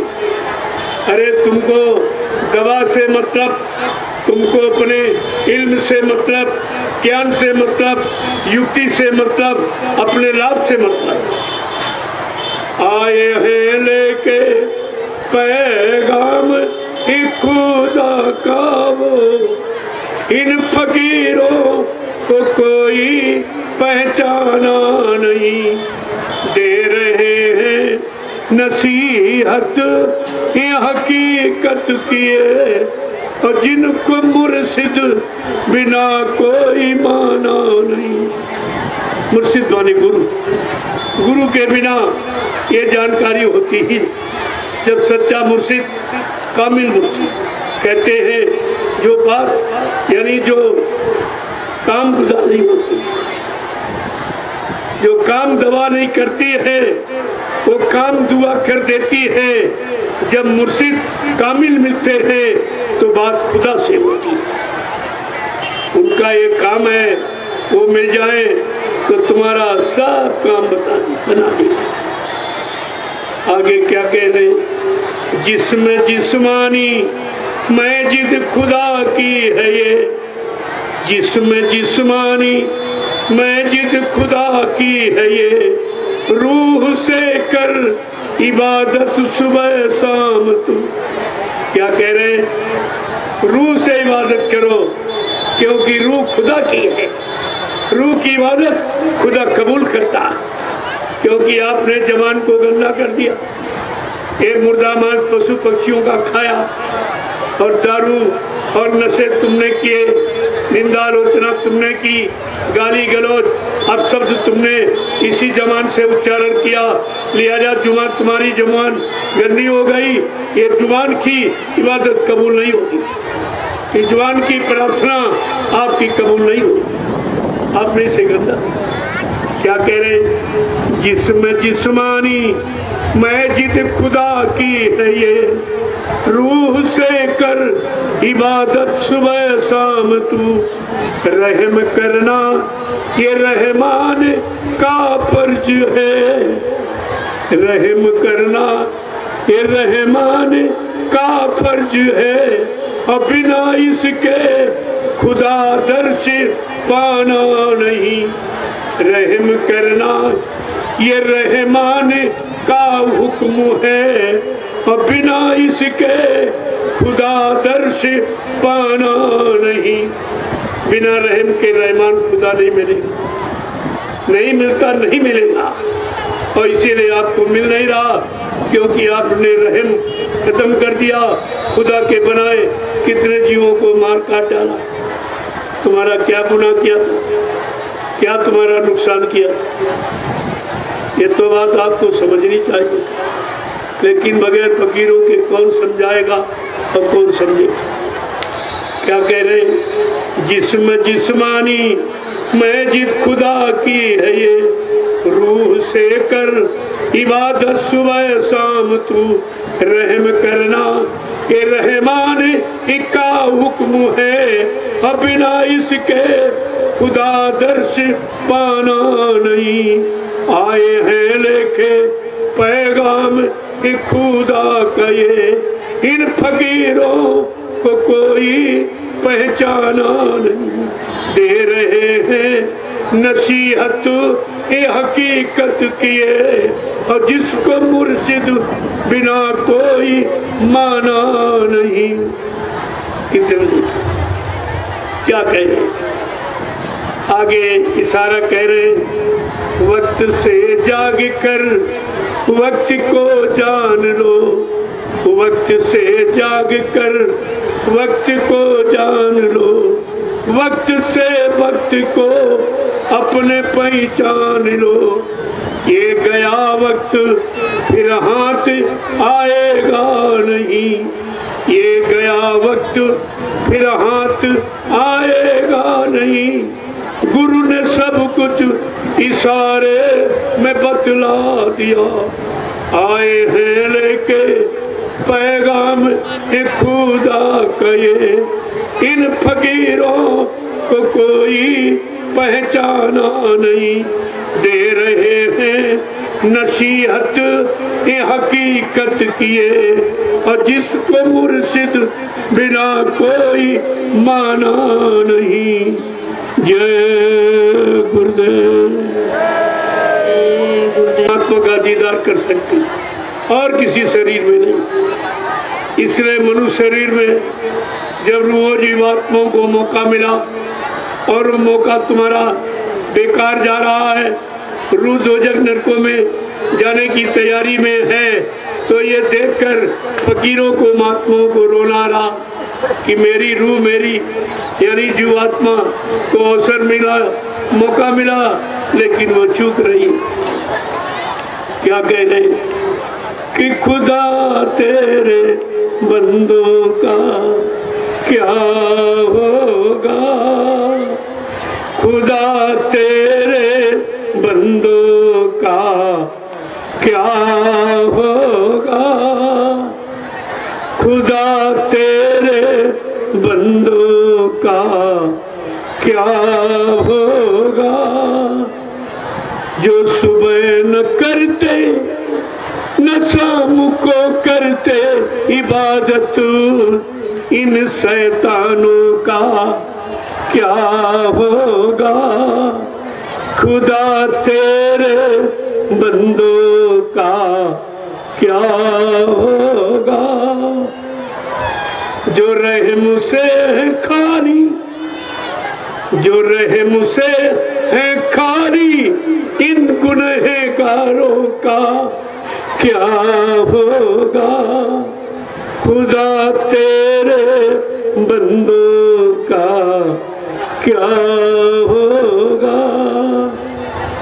प्रेमियों, ये महात्मा फकीर अपनी रूह जीवात्मा को आज मानव शरीर जिसमें ये परेशान देख रहे हैं, गंदगी डाली जा रही उसके सामने, इस गंदगी को देखकर अपनी रूह जीवात्मा के दुख को देखकर रोना आया।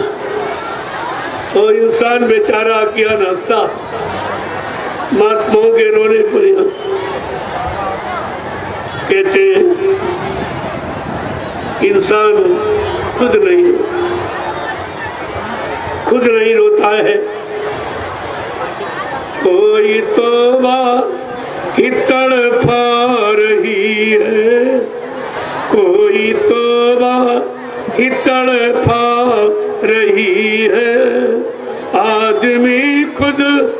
तड़पता नहीं है, मेरे रोने पे हंसने वालों, मेरे रोने पे हंसने वालों, तुमने ये राज समझा नहीं है, कोई तो ही तड़पा रही है, आदमी खुद तड़पता नहीं है। कहते कि ए अज्ञानी इंसान, तो फकीर महात्माओं के रोने पर हंसता, और तेरे इसी जिस्मानी मस्जिद में, मनुष्य मंदिर में खुदा की रूह परमात्मा की जीवात्मा बैठी, तो अब की बार नरकों में जाने की तैयारी कर।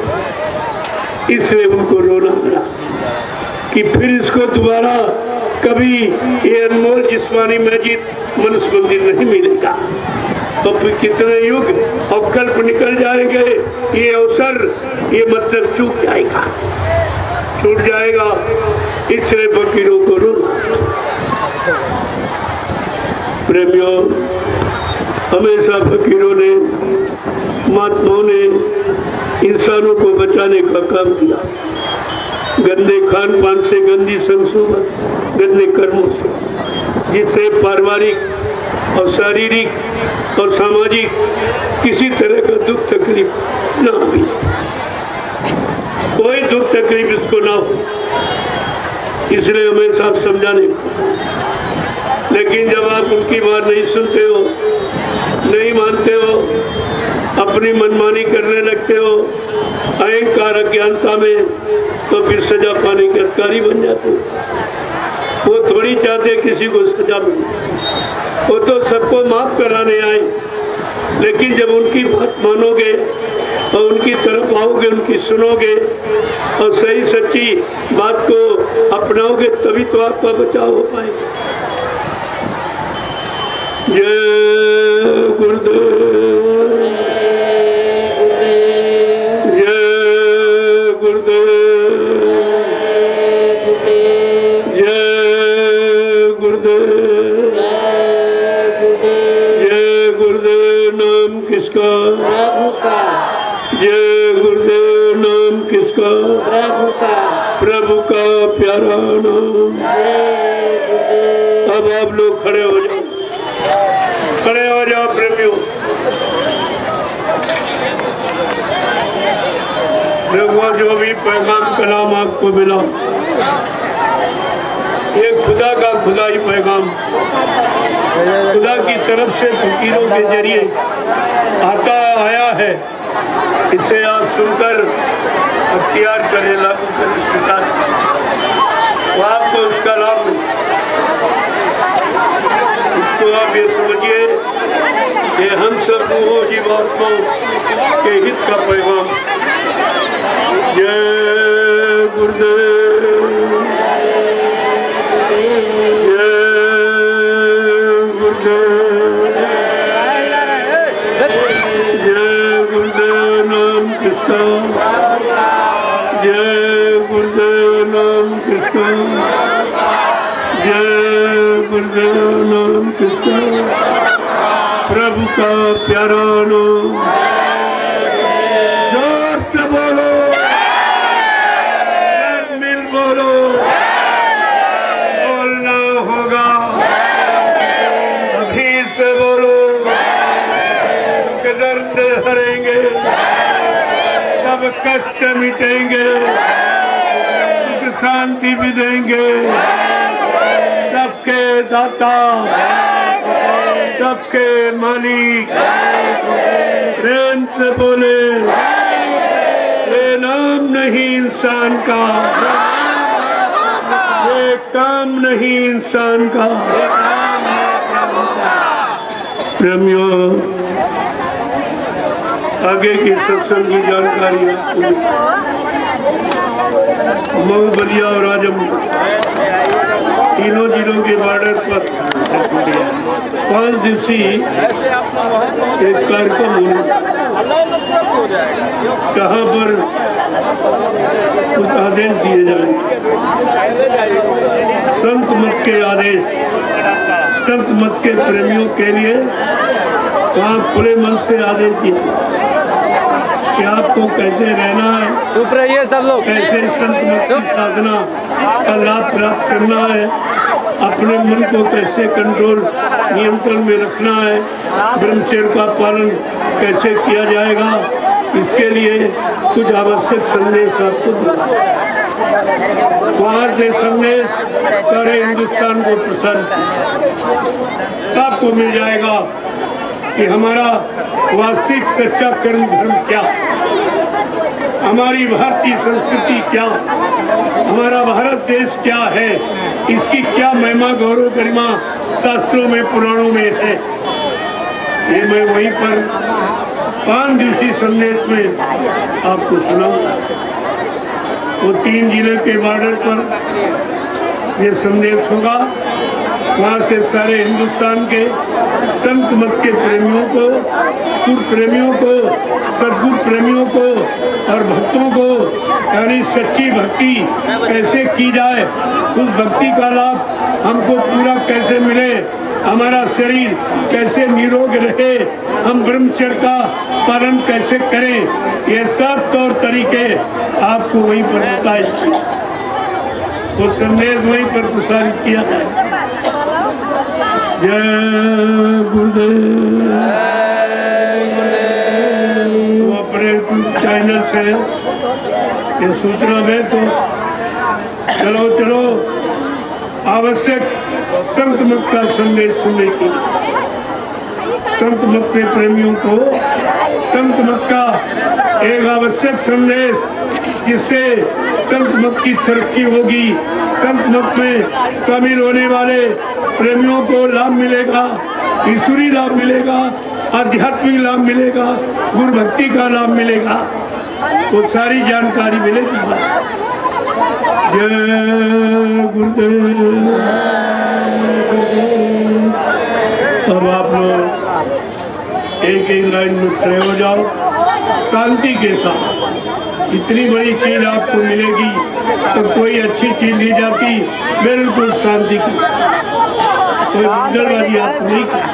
जो सबसे पीछे लाइन में लग के आएगा उसको तपस्या मानी जाएगी, उसको सबसे बड़ा। और इधर उधर ये घुसपैठी इसका कोई लाभ नहीं। जब आपने ये मतलब का 2.5 घंटे बैठकर आपने संदेश सुना है तो अभी 1 घंटे में आपसे मिले लेता। और ये आखिरी मुलाकात है, पता नहीं कितने लोग इसमें शरीर से चले जाएं वो दोबारा नहीं मिल सकेगा, उनको सत्संग नहीं मिल सकेगा। इसलिए बड़ी शांति शालीनता के साथ आप आइए, मैं आप सबका दर्शन करूं, आप सबको प्रणाम करूं और ये यानी मतलब ये आशीर्वाद का ये जो प्रसाद महाप्रसाद तमाम दुख तकलीफ बीमारी महामारियों को हटाने वाला ये आप ले लीजिए इसको। ये हिंदुस्तान में कहीं नहीं मिले, कहीं चले जाओ प्रसाद कोई नहीं बने। ये प्रसाद बनाने का काम किसी के पास नहीं।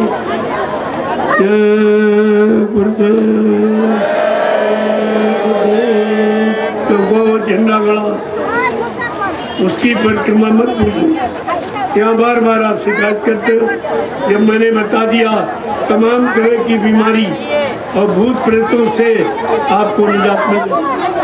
वैसा झंडा है सर्व रोग निवारण और विश्व प्रसिद्ध, ये विश्व का झंडा होगा।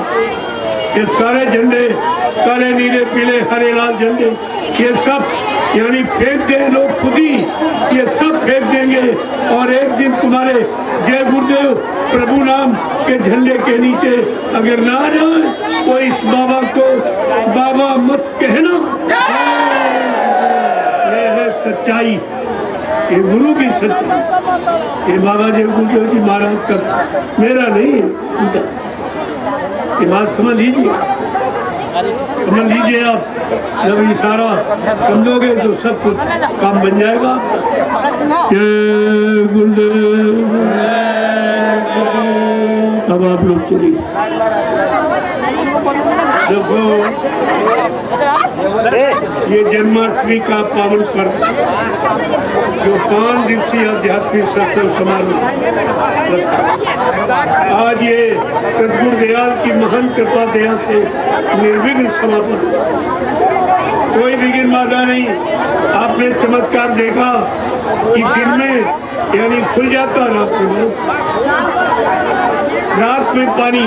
हमने कहा अरे भाई मैं तुम्हारा काम नहीं रोकूंगा, तुम मेरा काम मत अपना रात में बरस लो और दिन में सत्संग हो जाए, दोनों काम हो जाए। तो आपने देखा कि कुदरत ने आपका पूरा साथ दिया। जिसके साथ में कुदरत है उसका काम कौन रोक सकता? अरे इस पर आपको विचार करना चाहिए। आज आप बराबर देख रहे हो यहाँ बारिश नहीं थी, हमने नहीं भाई होगी जहाँ सत्संग सरिता प्रवाहित होती है वहाँ यानी मतलब वहाँ उसको भी मजबूर होना पड़ता, उनको भी मजबूर हो कि नहीं भाई हमें भी कुछ। और शुभ काम में बारिश होना शुभ कार्य का सूचक तो पहचान है कि इससे बड़ा शुभ कार्य क्या जो जीवात्माओं के कल्याण का ये सत्संग आपका हो, इससे और बड़ा शुभ काम क्या है। और आपने देखा कि दिन में धूप और रात में बारिश, ये कभी नहीं देखा। अरे अभी तुम्हारी समझ में नहीं आ रहा ये क्या हो रहा है।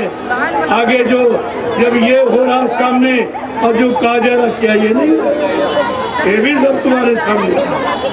ये तो चमत्कार आप देख ही रहे हो कि कुदरत भी अच्छे काम के साथ में है। जो तुम शाकाहारी सदाचारी ब्रह्मचारी बनने का संकल्प ले रहे हो और ये कार्य आगे विस्तृत होगा तो देख लीजिए कुदरत आपके साथ हो गई है कि दिन में तो अपना दुर्गोड़ा तुम्हारा सत्संग के लिए यानी छाया कर, क्योंकि यहाँ कोई पेड़ तो छाया थी नहीं, दिन में बादल। जहाँ जहाँ राम चले मगमाही ता मेघ करत से छाई। देखिए मेघ ये आपको छाया दिया, कोई पेड़ नहीं था, कोई व्यवस्था नहीं थी, लेकिन पूरे दिन छाया। और रात में बारिश, मौसम ठंडा, काश्तकारों का भी काम और प्रेमियों का सत्संग हो और उनका काश्तकारों में काश्तकारी तुम्हारे करोड़ों रुपए बचे, सिंचाई में करोड़ों रुपए खर्च। तो आपको सोचना चाहिए अरे जब इतना बड़ा तुम्हारा काम हो गया, इतना पैसे बच गए तो सत्संग में भी 10-20 रुपए खर्च कर लिया ताकि कर्जा कुदरत ना चढ़े। जब तुम्हारा इतना बड़ा काम हो गया तुम्हें सत्संग में कोई न कोई अपनी गाड़ी कमाई का सहयोग जरूर करना चाहिए। वो कार्यालय बना, तुम इतने लोग हो, अगर 50-50 रुपए दे तो दुकान कम हो जाएगा। और 50 रुपए बीड़ी पान तम्बाकू में फूक देते हो और शराब में तो बोलते सच करते, लेकिन परमार्थ उससे नहीं बनता। 50 रुपए में कोई परमार्थ बना सकता? तुम्हारा 50 रुपए में ही काम हो रहा। तो अगर ये भी काम आप कर लो तो तुम्हारा दोनों तरफ से लाभ हो जाए। वो कार्यालय बना है वहाँ आप 50 रुपए कार्यक्रम हो जाएगा। कार्यक्रम का कर्जा तुम्हारे ऊपर नहीं चढ़ेगा क्योंकि इन्होंने व्यवस्था की है। इस व्यवस्था का आपने प्रयोग किया है, भंडारों में आपने भोजन किया है। अगर 100 रुपए प्रतिदिन की डाइट समझ लो तो 6-7 दिन से आप खा रहे हो तो 600-700 रुपए तो आपसे इतना तो नहीं मांगा जा रहा, केवल 50, वो भी कार्यालय में, ताकि इस कार्यक्रम का बोझा किसी एक प्रेमी पर न पड़े। मैं नहीं चाहता, मुझको कुछ नहीं चाहिए, लेकिन ये जो कार्यक्रम हो रहा इसका लाभ मिल जाए। जन्माष्टमी के पुण्य पावन पर्व का लाभ हर प्रेमी को, गरीब अमीर, हिंदू मुसलमान सबको मिल जाए, इसलिए मैं कह रहा हूँ कुछ न कुछ गाड़ी कमाई आपको ऐसे धार्मिक अच्छे काम में खर्च करना चाहिए। जय गुरुदेव, जय गुरुदेव, जय गुरुदेव। नाम किसका? जय गुरुदेव। नाम किसका? प्रभु का प्यारा नाम। कलयुग कौन लाएंगे, कलयुग को कौन भगाएंगे, विश्व में सुख शांति कौन लाएंगे, जन जन को प्रेम कौन सिखाएंगे। ये भी ध्यान रखिए आप, ये भी काम किसी के बस का हिंदुस्तान का विश्व भी नहीं, ये काम कोई आप करना। तो आपने प्रकृति का सहयोग देखा कि आपका कितना सहयोग किया कि दिन में धूप रात में पानी, कि पानी से ठंडक, आपकी फसलें हरी भरी, और दिन में आप सत्संग सुन रहे हो, कोई काम नहीं आपको, इतना फुर्सत का समय आपको मिल गया और करोड़ों रुपए आपके सिंचाई में बच गए और देखो फसलें कैसी लहरा। ये सब आपको सोचना चाहिए। ये कुदरत का कर्जा आपको नहीं रहना। अगर 50 रुपए में कर्जा अदा हो जाए, इससे सरल क्या, 1000 रुपए तो बीड़ी तंबाकू पान में फूक देते हो आप, और उसमें अगर परमार्थ बन जाए तो इससे सरल और कौन सा उपाय। जय गुरुदेव। जिन लोगों ने कार्यक्रम कराया उन्होंने अपनी गुरु भक्ति का पूरा परिचय दिया कि गुरु की भक्ति क्या, गुरु के हुक्म आदेश का पालन, उनके वचनों का प्रसारण, सब जीवों के कान तक पहुंचाना, ये सबसे बड़ी गुरु भक्ति है। अकेले आदमी सुने, अकेले मुक्ति पा जाए, ये तो स्वार्थ है, ये परमार्थ है। इससे आज लाखों लोगों को लाभ मिल रहा है।